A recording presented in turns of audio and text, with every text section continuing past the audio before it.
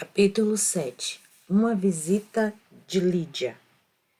Mas, se estávamos no meio de uma revolução, era difícil identificar a maneira pela qual isso se relacionava com nossas vidas cotidianas.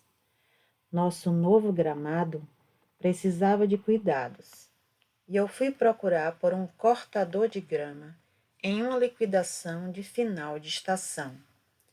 Tib olhava para as roupas de inverno das nossas crianças e passava pela frustração anual de descobrir que elas não serviam mais para elas.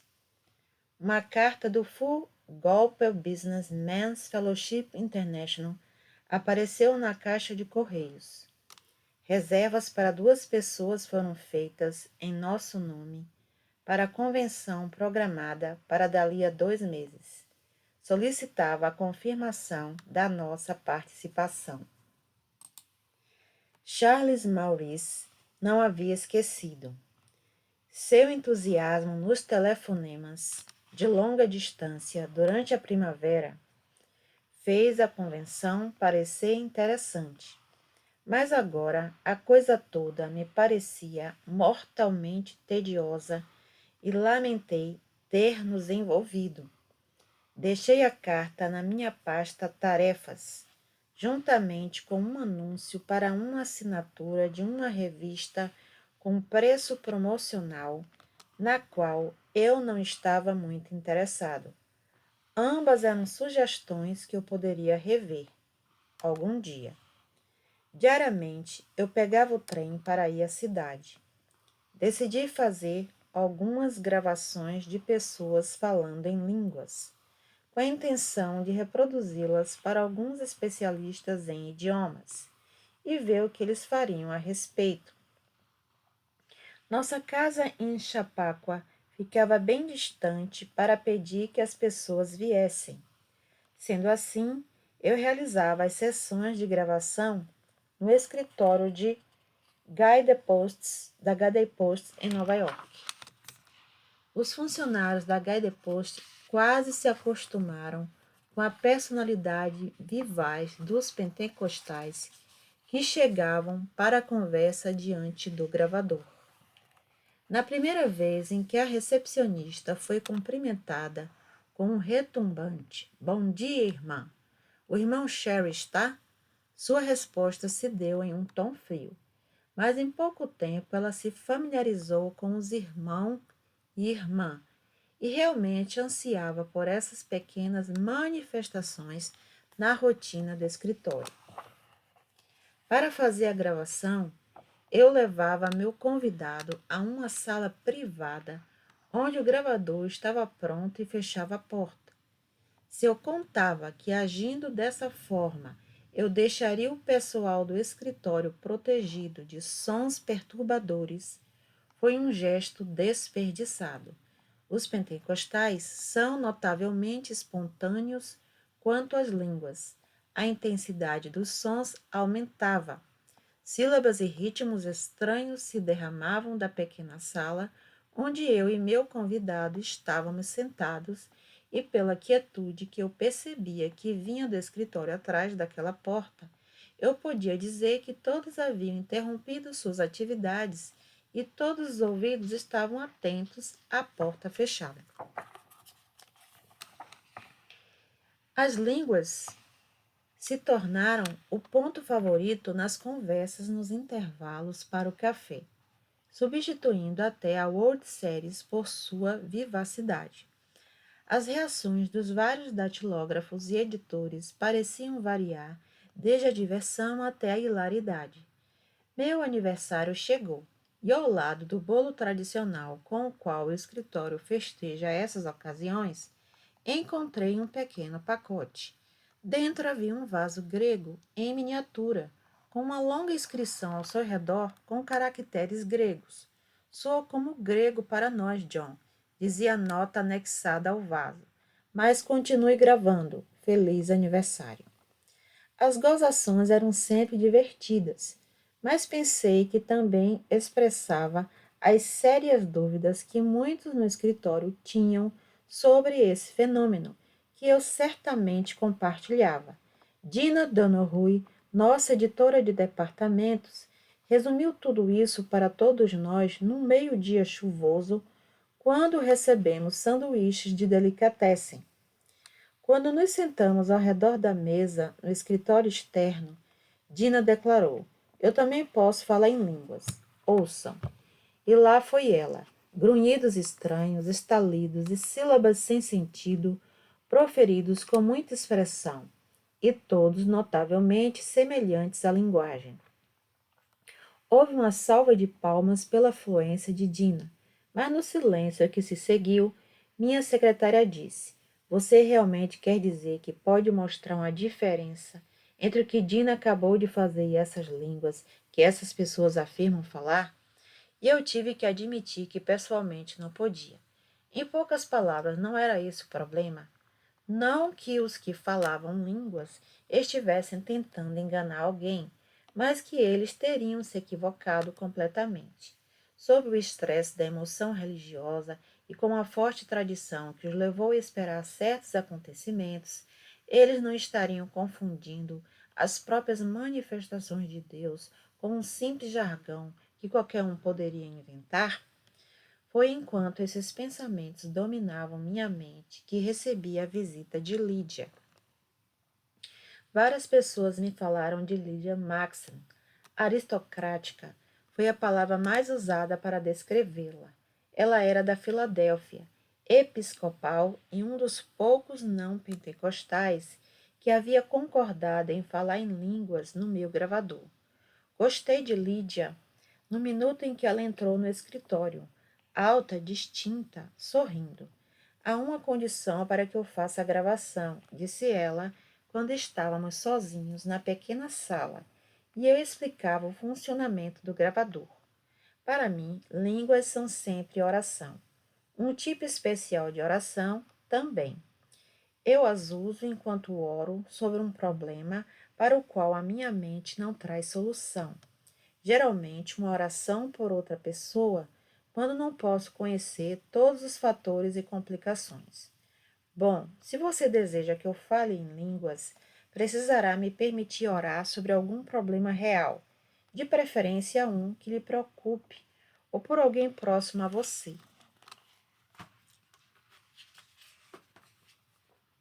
Fiquei pensando por alguns instantes.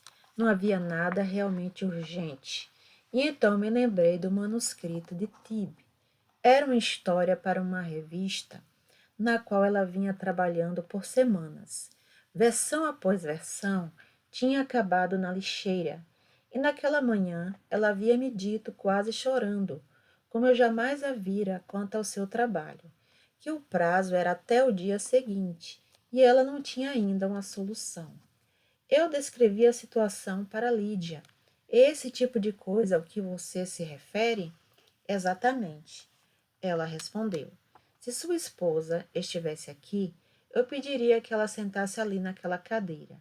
Aí eu simplesmente colocaria minhas mãos sobre a cabeça dela e pediria ao Espírito Santo que entrasse nessa situação.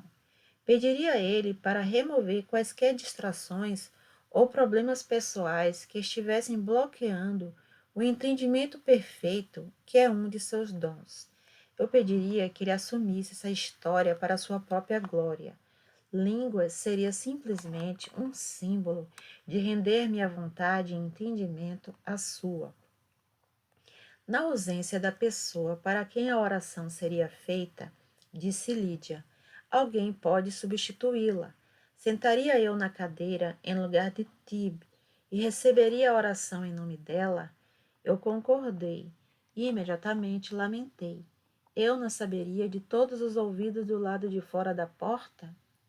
Como eu poderia pessoalmente continuar com algo sobre o qual eu tinha sentimentos tão confusos? Mas era tarde demais para desistir.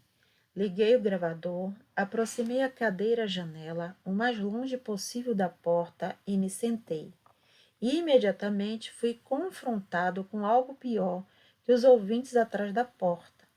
Olhando diretamente pela minha janela, havia uma pequena loja de confecção de roupas, onde cerca de 15 moças estavam sentadas em máquinas de costura e que de repente me ocorreu pareciam singularmente desinteressadas das suas tarefas.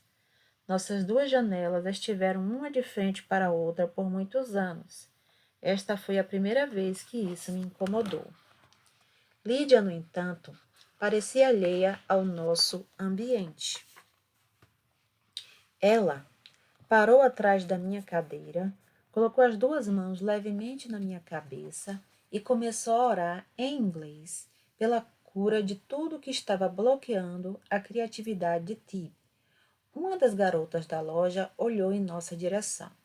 Ela disse algo para a garota que estava na outra máquina e agora elas olhavam para nós. Fechei os olhos para ocultar influências perturbadoras, mas isso piorou, pois agora em minha mente todos os funcionários da fábrica estavam reunidos na janela, olhando para a elegante senhora orando pelo cara com uma calvície. A piada da situação era demais para mim. Comecei a rir, mas engoli, pois Lídia estava orando com visível sinceridade. E foi nesse momento, enquanto eu ainda estava lutando com o riso, que algo extraordinário aconteceu. Sem nenhuma mudança no tom de sua voz, Lídia começou a orar em línguas. E naquele instante eu senti, realmente senti, uma onda de calor passar das mãos dela para a minha cabeça e depois descer rapidamente pelo meu peito e braços. A sensação era de calor, mas sem o efeito do calor. Não me senti corada ou quente. Era como chegar perto de uma imensa fonte de calor, um alto forno ou um sol que não queimava. Isso durou o tempo todo, enquanto as orações de Lídia continuavam em línguas, embora a sensação não fosse tão intensa após o primeiro momento. E de repente eu me vi chorando. Lágrimas enormes rolavam pelo meu rosto e caíam na minha gravata. As lágrimas não tinham mais a ver com as minhas emoções do que o calor que vinha do aquecedor na parede. Eu estava profundamente cônscio das meninas do prédio ao lado. Não ousei abrir os olhos por medo de vê-las olhando para mim. Enquanto Lídia continuava a orar, fiquei cada vez mais autoconsciente. Quando finalmente ela terminou e tirou as mãos da minha cabeça, afastei a cadeira giratória da janela e me ocupei por um longo tempo com o gravador. Do lado de fora, no escritório, as máquinas de escrever começaram a bater abruptamente. Lídia saiu pouco tempo depois, tão calma e equilibrada, como se estivéssemos discutindo a abertura da temporada de balés, mas fiquei a maior parte do dia no meu pequeno escritório. Eu tinha muito a ponderar, muito a resolver em meus pensamentos. Eu me senti como um homem que se inclinou para acariciar um gatinho e pôs a mão em um tigre. Qual foi o poder palpável que invadiu a sala com a oração em línguas de Lídia? Seria possível que eu estivesse encarando esse fenômeno erroneamente como um mero acaso? Tinha por si só algum poder misterioso? Tib me encontrou na estação de trem naquela noite. Na sua face, um olhar de gato que comeu um canário. Como está o manuscrito? Perguntei enquanto deslizava o volante. Enviado, ela disse, se afastando. Eu a deixei na caixa dos correios. Não sei por que diabos eu tive tantos problemas com essa história. Era tão simples quando finalmente consegui. Eu estava tornando isso tão complicado. Sentei-me ao meio-dia e lá estava, bem diante do meu nariz. Quase foi escrito por si mesmo. Eu não contei a ela sobre a oração de Lídia. Eu não sabia como contar a ela. Antes de falar mais, era óbvio que eu teria que pensar muito mais, cavar muito mais, investigar muito mais. Depois do jantar naquela noite, escrevi 3 perguntas para as quais queria respostas. A Bíblia diz algo sobre o poder das línguas? Se elas têm poder, por que ficaram fora de uso por tantos séculos? As pessoas que usam línguas hoje relatam esse poder? Comecei com a Bíblia. Peguei minha concordância na manhã seguinte e descobri que o Novo Testamento contém cerca de 30 referências às línguas. Porém, mesmo a lista mais superficial delas me mostrou que a Bíblia menciona dois usos muito distintos desse fenômeno. O primeiro uso é o que eu já conhecia. As línguas são consideradas um sinal de que o Espírito Santo entrou em um determinado crente. A língua parece ter pouca importância em si mesma. É avaliada apenas como evidência de outra coisa. Esse uso das línguas é mencionado pela primeira vez, pelo menos em ordem de ocorrência na Bíblia, no Evangelho de Marcos. Jesus foi crucificado, ressuscitou dos mortos, e daí apareceu aos seus discípulos com instruções para que pregassem o Evangelho em todo o mundo. E estes sinais seguirão os que crerem. Ele lhes diz: eles falarão novas línguas. Marcos 16, 17. Como as próprias palavras de Cristo, essa passagem tem grande autoridade e os pentecostais dão muita importância a ela. Logo descobri, no entanto, que nem todos aceitavam isso como igualmente autêntico. A tradução da Bíblia King James foi feita a partir de um manuscrito chamado Codex Alexandrinus, datado do quinto século e que continha esse versículo. No entanto, os manuscritos anteriores, datados do século IV, não contêm o versículo. Certamente, no século IV, as palavras de Cristo podem ter feito parte de uma tradição oral ainda não registrada por escrito. Talvez a experiência consistente de um grande grupo de cristãos os tenha convencido de que essa tradição pertencia à herança escrita da Igreja.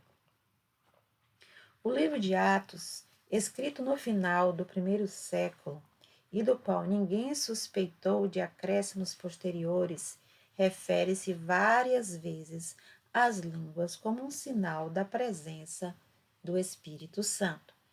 Eu considerei que três coisas eram dignas de nota sobre essas referências.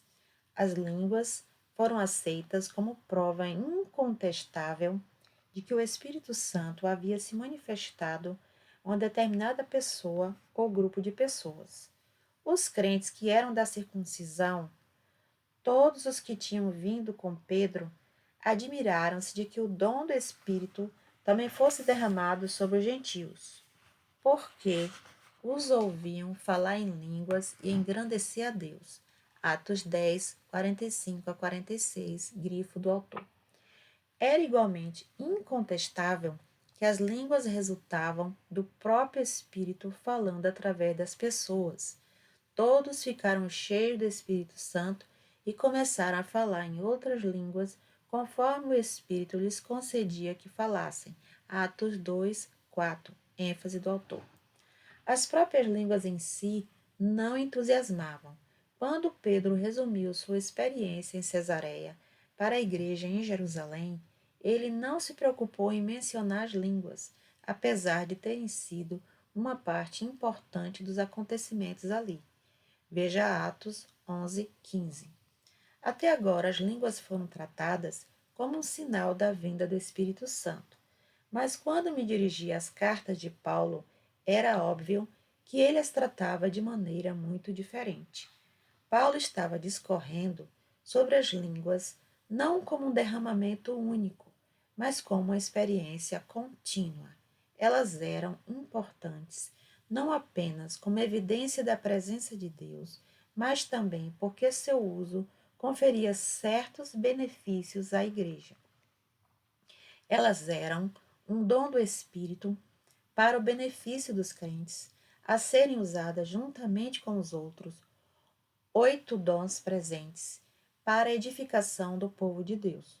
Do ponto de vista de Paulo, parecia haver 3 maneiras principais pelas quais as línguas eram valiosas. 1. Na oração individual, as línguas ajudavam aquele que orava a louvar a Deus. 2. As línguas permitiam que a pessoa que orava orar até mesmo quando a pessoa não tinha certeza do que pedir. 3. E no culto público, quando acompanhada por um dos outros 9 dons, interpretação. As línguas propiciavam um veículo de comunicação direta entre Deus e seu povo. A primeira carta aos Coríntios foi escrita por volta de 54 depois de Cristo. Paulo estava morando em Éfeso quando soube que a igreja em Corinto passava por problemas. Entre as irregularidades e abusos que invadiram a prática cristã, havia uma espécie de desordem no culto público, resultado do uso indevido de alguns dos dons do Espírito, especialmente de línguas. O 12º, 13º, 14º capítulos da Carta de Paulo são dedicados à discussão desses dons, com ênfase considerável às línguas, mas no processo de admoestar os cristãos a não abusarem de seus dons espirituais, Paulo nos deixou uma imagem bastante clara de como eles deveriam ser usados. Examinei os 3 capítulos e anotei. Notei antes de tudo a atitude de Paulo em relação aos acontecimentos em Corinto. Não há alusão de surpresa, nem implicação tipo o que está acontecendo por aí. Ele está praticamente, claramente familiarizado com os vários fenômenos relatados. Ele os aceita sem discussão como uma parte genuína da experiência cristã e se preocupa apenas com o fato da necessidade de colocá-los em perspectiva apropriada. Paulo considera o Espírito Santo a fonte das línguas, mas a manifestação do Espírito é dada a cada um para benefício comum. A um é dada pelo Espírito a palavra de sabedoria, a outra a variedade de línguas, e a outra interpretação de línguas. 1 Coríntios 12, 7 a 8 e 10. Ele acredita que o uso das línguas é designado por Deus. Na igreja, Deus designou os que falam variedade de línguas. Versículo 28. Mas ele vê as línguas como apenas um dos muitos dons que o Espírito manifesta. Ele lista 9 deles: palavra de sabedoria, palavra de conhecimento, fé, dons de curar, realizações de milagres, profecia, discernimento de espíritos, variedade de línguas, interpretação de línguas. Paulo considera que todos os dons, incluindo línguas, são dados por uma razão, mas a manifestação do Espírito é dada a cada um para benefício comum. Versículo 7. No caso das línguas, o objetivo é edificar a pessoa que as usa. O que fala em uma língua edifica a si mesmo. 1 Coríntios 14, 4. E quando acompanhadas da interpretação, as línguas também são eficazes na edificação da igreja como um todo. Quando vos reunis, cada um de vós tem um hino, tem uma palavra de instrução, tem uma revelação, tem uma palavra em língua, tem interpretação. Tudo deve ser feito visando a edificação. Versículo 26. Mas línguas estão entre os dons mais elevados e mais importantes. Paulo os coloca no final da lista. Na igreja, Deus designou alguns primeiramente apóstolos, em segundo lugar, profetas, em terceiro, mestres, depois os que realizam milagres, depois os que têm dons de curar, os que socorrem os outros, os que administram e os que falam variedade de línguas. 1 Coríntios 12, 28. Paulo considera as línguas como uma forma de oração, porque se orar em uma língua, 1 Coríntios 14, 14. Ele associa essa forma de oração principalmente a louvor e ação de graças, se louvares com o Espírito, versículo 16. Ele também vê as línguas, carta aos Romanos, como uma forma de orar quando a mente está perplexa. Do mesmo modo, o Espírito nos socorre nas fraquezas, pois não sabemos como devemos orar, mas o próprio Espírito intercede por nós, com gemidos que não se expressam com palavras. E aquele que sonda os corações sabe qual é a intenção do Espírito. Ele intercede pelos santos, segundo a vontade de Deus. Romanos 8, 26 a 27. Ele não está falando teoricamente, mas com experiência pessoal. Ele próprio usa as línguas extensivamente. Dou graças a Deus porque falo em línguas mais do que todos vós. 1 Coríntios 14, 18. Ele não apenas ora em línguas, mas identifique-se com ela. Cantarei com o espírito, mas também com a mente. Versículo 15. Ele não espera que o idioma falado seja reconhecido pelos ouvintes. Ao contrário do Pentecostes, quando cada ouvinte reconheceu seu próprio dialeto nativo. Quem fala em uma língua não fala aos homens, mas a Deus, porque ninguém o entende. Versículo 2. Ele não acredita que o ministério de línguas seja dado a todos.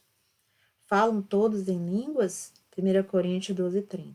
O contexto aqui requer uma resposta negativa. Não, nem todos falam em línguas. Os pentecostais apontam que nesses 3 versículos, Paulo está discutindo línguas como um dom apenas, não como evidência inicial do batismo no Espírito Santo. Eles acreditam que todas as pessoas falam em línguas, ainda que brevemente, no momento de seu batismo, independentemente de subsequentemente receberem ou não o dom de línguas para uso em sua vida cristã cotidiana. Embora emitindo ressalvas quanto ao abuso, Paulo ordena aos coríntios que falem em línguas.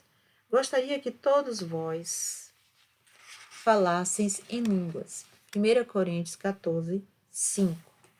E não proibais o falar em línguas. Versículo 39. Se dessa forma, 2 manifestações de línguas, tanto o sinal quanto o dom, eram conhecidas pelos autores do Novo Testamento, e se juntas traziam proveitos óbvios, porque as línguas desapareceram da igreja. Para esta minha segunda pergunta, encontrei uma resposta imediata. Elas não desapareceram. As línguas continuaram a desempenhar um papel na experiência cristã ao longo dos séculos. A ênfase delas foi removida, provavelmente como resultado das advertências de Paulo. As pessoas que as experimentavam mantinham tanto silêncio sobre elas que é fácil perder completamente as referências a elas. Mas no minuto em que as procurei, lá estavam elas. Já na segunda metade do século II, alguns cristãos reclamaram que a igreja havia perdido seu fogo contagioso. Um reavivamento liderado por Montanos exortou os cristãos a procurar um novo Pentecostes e a esperar as mesmas manifestações que haviam acompanhado o primeiro. A princípio, o montanismo foi bem sucedido. 2 dos mais respeitados e influentes pais da igreja primitiva, Tertuliano e Irineu, encontraram no movimento muitas coisas que precisavam ser ditas e deram seu apoio. Mas como as línguas e outros fenômenos carismáticos aumentavam, Roma temia o excesso. O montanismo foi classificado como herético, e mesmo a influência de Tertuliano e Irineu não pôde amenizar a acusação. Havia, no entanto, outros exemplos de carisma que não eram tão estigmatizados. No século IV, São Pacômio, que fundou o primeiro mosteiro cristão, foi reconhecido como capaz de falar em grego e latim, nenhum dos quais ele havia aprendido. Essa capacidade misteriosa de falar em um idioma não aprendido surge novamente no século XIV, na experiência de São Vicente Ferrer. E no século XVI, São Francisco Xavier recebeu o dom.